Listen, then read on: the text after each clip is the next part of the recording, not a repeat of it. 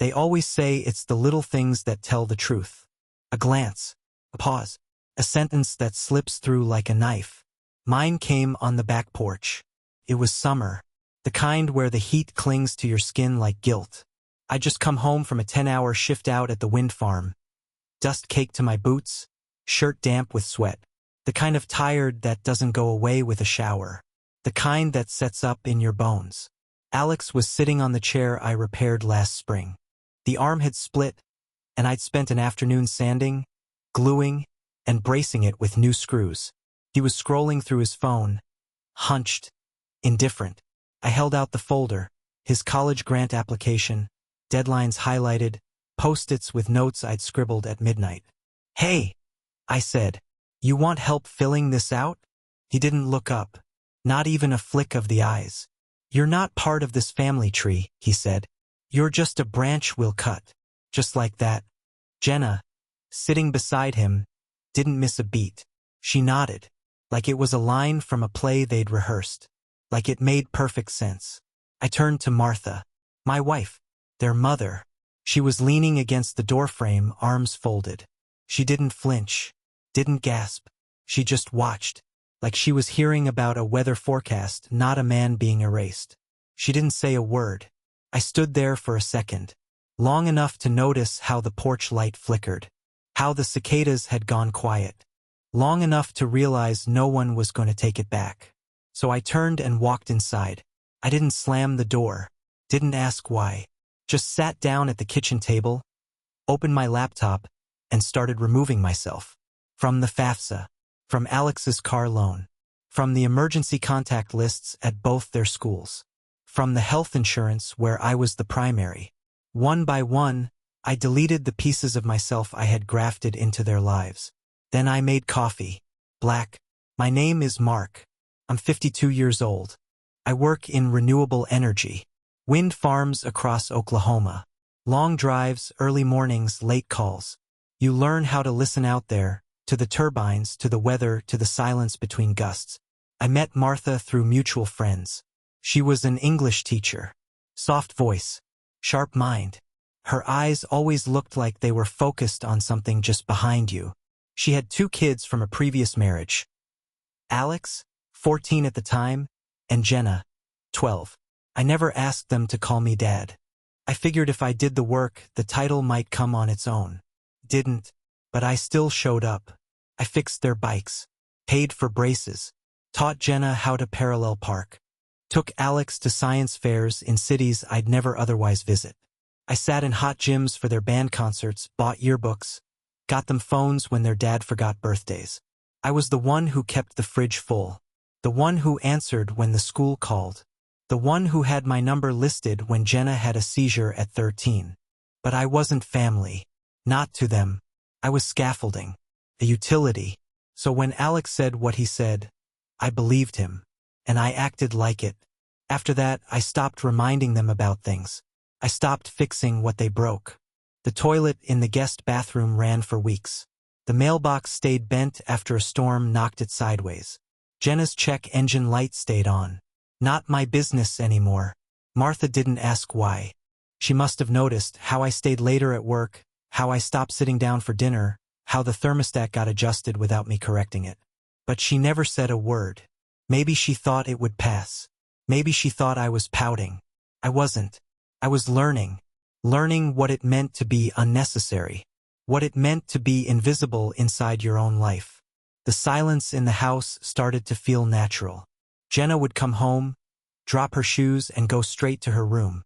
Alex, when he was around, stayed glued to his screen. Martha talked less and less, mostly about bills or groceries. She never asked about my day anymore. And I didn't offer. We stopped being a family, though maybe we never were. Just a woman, her 2 children, and the man who footed the bills. And when the boy looks that man in the eye and says, "You're a branch we'll cut," what's left? Not love. Not loyalty. Just the thud of a folder hitting a table and a man erasing his name from the future. I didn't do it to punish. I did it because I believed them. They didn't see me as family. Fine. Then they'd see what life looks like without me holding the ceiling up. Because I wasn't a father, apparently. Just a temporary limb.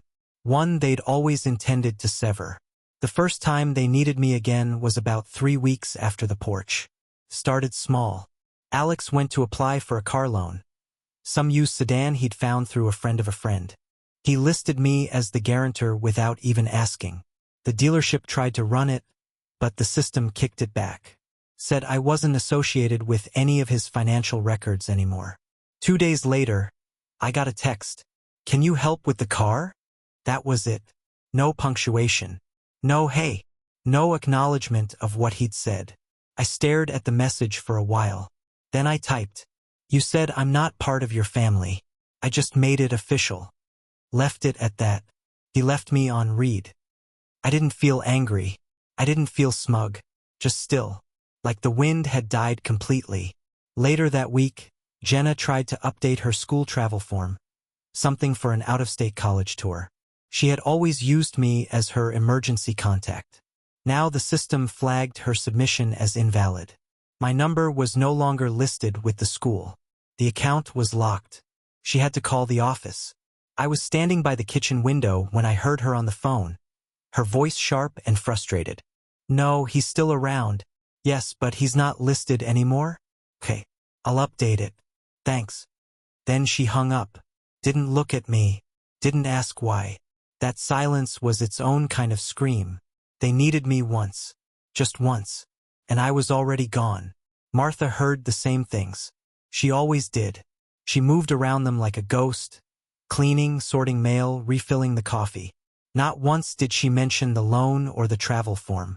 But I caught the way she watched them when they spoke. Like she was seeing something for the first time. Like the picture frame of our family had started cracking and she wasn't sure which side of the glass she was on. Then the call came. From their father. Todd. He hadn't spoken to me directly in years. I only knew it was him because I heard his voice through the speakerphone in the other room. Martha was washing dishes. Her phone buzzed. She answered, and I froze when I heard his name. It was muffled, but I could still make it out. Maybe Mark should be more generous. That's what he said. Not helpful. Not understanding. Generous. Like I was some stranger hoarding inheritance money. Like I owed them more because I had more to give. Martha's voice changed in that moment. Not loud. Not shrill. But sharp. Steel wrapped in velvet. "You had 13 years to be their father," she said. 13 years to show up, to pay for something, to give them anything. And now you want the man who kept this house standing to just keep smiling while they carve him up? I was standing in the hallway, half out of sight, watching her hand tremble slightly as she gripped the counter. She hadn't known I was there. And in that second, I saw it. She had seen everything. She just hadn't wanted to admit it. Not to herself. Not to me. Not to them. The weight of that realization pressed on me harder than any insult her children had thrown. Because she had always been the quiet glue. The one I turned to when the kids lashed out. The one who promised, "They'll come around. Give them time." Now I knew she had known all along they wouldn't. Or maybe she had hoped I'd love them enough to keep pretending. And I had. But pretending gets expensive. Emotionally. Financially. Spiritually. You keep paying until you look up one day and realize your name is on everything except the family photo. That was the week I started logging all the money. Not out of pettiness. Out of curiosity. I pulled bank statements, invoices, receipts. Every school fee. Every trip. Every pair of cleats. Every recital costume. Every time I bought them food while their father forgot his wallet. Or sent excuses from 2 states away. I built a spreadsheet. Line by line, I listed it all. 12 years of transactions. It came out to just under $168,000. Not counting groceries. Not counting gas. Not counting time. You can't invoice for missed sleep or swallowed pride. I didn't do anything with that number. Didn't send it to anyone. Didn't use it as leverage. I just looked at it and felt the silence of what it meant. They weren't cruel. Not in the way villains are. They were indifferent. To them, I had been a dependable machine. A background hum. The man with the wallet. The car keys. The job that paid enough. The signature that made things easier. And when I disappeared, they stumbled for the first time because they realized their safety net had bones. Jenna stopped asking for rides. Alex started working longer shifts at the electronics store. They both started putting dishes in the sink. Small things, but not apologies, not acknowledgments, just effort. It wasn't much, but it was more than I had seen in a decade. Alex looked more tired now, the kind of tired you only get from bad lighting and minimum wage. He stopped wearing those designer sneakers he used to get from his father's guilt packages. Started wearing generic ones, off-brand, dull. One night, I walked past the dining table and saw him hunched over his tax forms. W-2s, printouts, receipts. All of it jumbled, ink smeared, numbers off. He didn't ask me for help, and I didn't offer. But the next morning, I left a government pamphlet on the counter. How to file 1040 easy. No note, no signature. When I came home, it was gone. 6 months later, he came to me with a FAFSA form. Didn't say sorry, didn't ask for forgiveness. Just held it out and said, "Can you look at this? I don't understand some of it." We sat at the table. Didn't speak much. I pointed. He corrected. We finished in under an hour. No apologies. But he listened. After that, something shifted. He started rinsing his own coffee mug. He drove Jenna to school without being asked. He started paying for small things, paper towels, gas, a bag of groceries. Respect. Not love. Not warmth. But something closer to acknowledgement. One night, he stopped by while I was outside cleaning the garage. Said nothing for a while. Then held up a spreadsheet. "Thanks," he said. "Yours helped. I made my own for budgeting." That was it. But it meant more than anything he'd said in 10 years. He never called me dad. And I never expected him to. But he started treating me like someone real. Not a ghost with a debit card. Not the branch they planned to cut. Just a man who had been standing in the storm longer than anyone noticed. Martha saw it too. She never said it, but I could tell by how she moved. She started setting out 3 plates instead of 4. She made the coffee stronger, how I liked it. She stopped defending silence and started filling it with presence. It didn't fix everything, but it changed the air, because I had finally disappeared just enough for them to notice the shape of the space I left behind. And in that space, something new tried to grow. Not trust, not yet, but maybe the memory of what it felt like to have something solid under their feet. Even if they had tried to cut it down. I used to believe that love was a choice, that if you showed up enough times, carried the weight without asking for thanks, they'd eventually see you. That you could choose to become part of a family, and they'd choose you back. But the truth is colder. They don't choose you, they just get used to you. Until the day you stop being useful. It was Jenna who tested the line next. She was getting ready for her college tour trip. Some 3-day thing upstate with her friends and a faculty chaperone. She needed an emergency contact for the travel waiver. She walked into the kitchen like it was any other morning, asked for a pen, and then said almost casually, "Hey, I need you to sign this." I took the form from her. It was already half-filled. Her name, the trip dates, her advisor's phone number. I scanned down to the part labeled emergency contact. My name wasn't there. Todd's was. Her biological father. The one who forgot her birthday the last 2 years. The one who once sent her a Target gift card and spelled her name wrong in the email. I handed the paper back without a word. "Something wrong?" she asked. "You already filled it out," I said. She looked confused for a second, then rolled her eyes. "He probably won't answer, but I didn't want to bother you." Didn't want to bother me. The man who once drove 8 hours round trip to get her after she locked her keys in her dorm room. The man who slept in a hospital chair for 3 nights when she had appendicitis.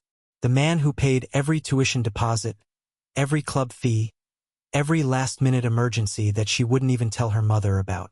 But now I was a bother. I nodded, walked away, and didn't look back. That night, I pulled up the last standing auto payments connected to Jenna's account.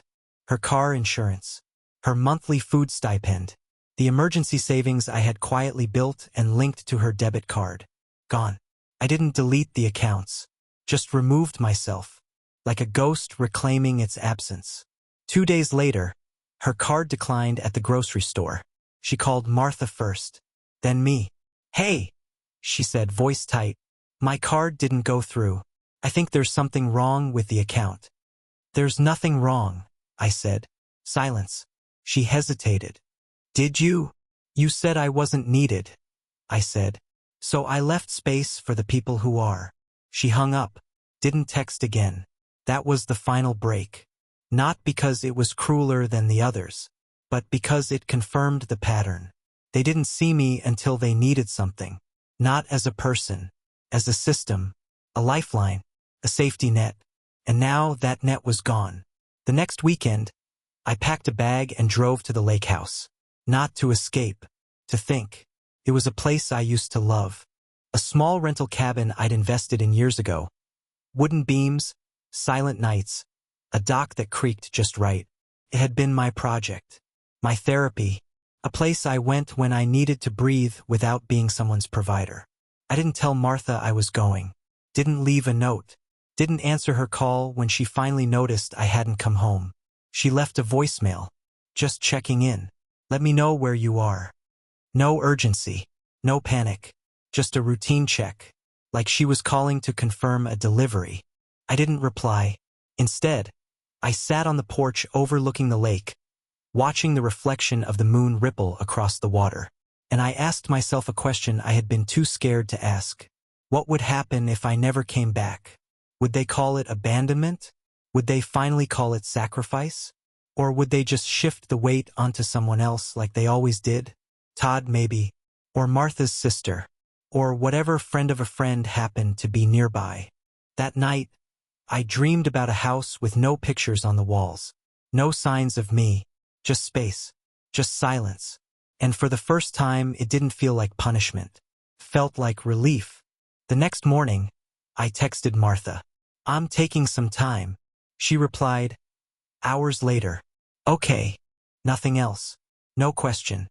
No, "Where are you?" No, "Is this about the kids?" Just, "Okay." And that told me everything I needed to know. I spent 3 days at the lake house. Didn't turn on the news. Didn't check my email. Just walked, thought, cooked simple meals, and watched the wind skim across the surface of the water. When I finally came home, the house was quiet. Alex was gone, work maybe. Jenna was in her room, headphones on. Martha was folding laundry in the living room, her movements robotic. She looked up when I walked in. "You're back." I nodded. She didn't ask where I'd been. Didn't ask why I left. I waited, but nothing came. And so the distance solidified. We were no longer husband and wife. Not really. Just two people sharing square footage. She slept curled to one side of the bed. I slept on the couch half the week, even when I didn't need to. The silence became our language. And in that silence I made my decision. Not a dramatic one. No shouting. No packed bags. Just a quiet withdrawal. Financially, emotionally, functionally. I removed myself from every plan. Every insurance policy. Every shared account. I split the utility bills. Stopped meal planning. Stopped asking how anyone's day went. They didn't notice. Or maybe they did but didn't care. What mattered was the shift. I wasn't angry. I wasn't bitter. I was just done. They had told me what I was. A branch. Now they'd learn what it meant when that branch stopped bearing fruit. Because eventually the fruit runs out. And the tree has to reckon with what it took for granted. That was the beginning of the end. They say time softens everything. But time doesn't soften debt. It just waits. The silence that followed my decision wasn't peace. It was tension. Thick, constant, like the air before a storm. No one said a word, but every footstep echoed louder. Every slammed door had more weight behind it. Alex started coming home later. Sometimes he wouldn't come home at all. Jenna moved like a ghost, headphones on, hoodie up. Martha stopped cooking. We lived on leftovers and quiet resentment. The house felt like a hotel, temporary, transactional, hollow. And I kept waiting. Waiting to see who they'd turn to now. Todd, of course, didn't answer his phone. Alex told Martha once, loud enough for me to hear, that he tried calling Dad, but he's in between jobs again, right? Jenna's car broke down in the high school parking lot. She called her boyfriend's older brother to jump it. I found out through Facebook. The caption under the photo was brutal. Good thing I have real people I can count on. I didn't say a word, didn't reply, didn't confront her, just noted it, like a bookkeeper noting another missed payment. Because that's what I had been, an accountant of sacrifices, a silent partner in a one-sided investment. I had given years of labor to build them a future. Now I watched as they defaulted on every moral loan I ever issued. Alex eventually came to me, late one night, quiet, not humble, not remorseful, but subdued. He had a stack of mail in his hand. Unopened letters, financial aid warnings, tax errors, something from his bank about a missed overdraft fee. He sat across from me. No words, just dropped them on the table like a confession. I need help, he said. I don't know what to do. I looked at him, really looked. The boy was gone. This was a man now, exhausted, disoriented, carrying the weight I used to carry for him. What do you want from me? I asked. He blinked. I don't know. Advice? Something? I didn't answer right away. I just tapped the envelope on the top of the pile. FAFSA delinquency notice. You remember what you said on the porch? I asked. He swallowed. Yeah. You still mean it? His jaw clenched. No. I nodded. That's a start. But I didn't say more, because he hadn't asked for forgiveness. He had asked for function, help, a fix, and I had done that for too long without conditions.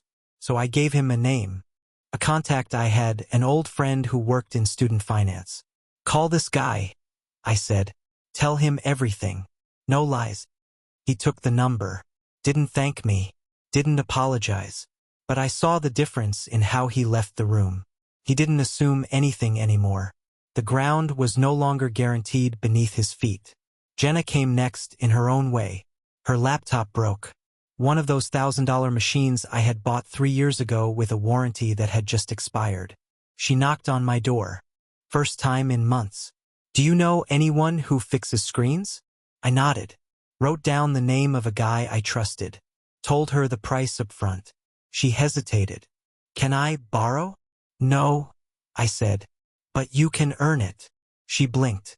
How? I pointed to the garage. There was a leak in the roof. Boxes that needed sorting. Years of clutter. She spent 3 Saturdays working through it. Didn't talk much. But every time she finished a task, she came back for the next one. And when the work was done, I paid the bill for her laptop. Sent her the receipt with no fanfare. She nodded once. Thanks. That was it. But something had shifted. They weren't asking anymore. They were offering, earning, trying. And Martha? She stayed in the shadows of it all. Watching, quiet, caught between loyalty to her children and guilt she wouldn't speak. One night, she brought me tea. We sat on the couch, not touching. She stared at her hands. Then said, I should have said something that day. I didn't answer. Because yes, she should have. And no, it didn't change anything now. She tried again. They were wrong. I knew it. I just didn't want to start another war. I nodded. You didn't want to fight them, so you let them fight me. Silence. Then she said it. The one thing I never thought I'd hear. I failed you. I didn't flinch. Didn't comfort her. Just sipped the tea and let the weight of her words settle between us like dust. They were late. Years too late. But they were real. We didn't speak of it again. But something softened after that. She started making dinners again. Simple ones.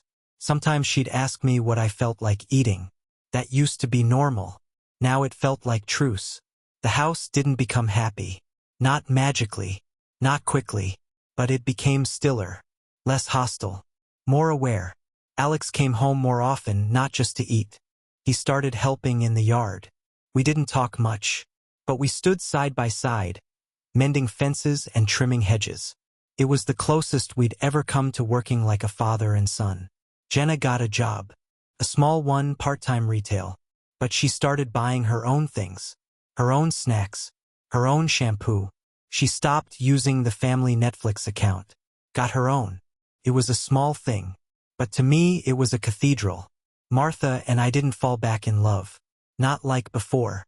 But we coexisted with new honesty. She started touching my shoulder again when she passed by, letting her hand linger just a second too long. I didn't pull away, didn't lean in, just let it happen. One night, she asked if I wanted to go to a movie. We hadn't been out together in over a year. We sat in the dark, surrounded by strangers, and shared a bag of popcorn. She laughed once, really laughed, and I remembered why I had loved her, why I had fought so hard, why I had stayed. But the difference now was, I no longer expected anything back. I no longer lived for their approval, their gratitude, their love. I had learned the truth. You can build a life out of sacrifice. But if no one sees it, if no one respects it, you're not a pillar. You're a floor mat.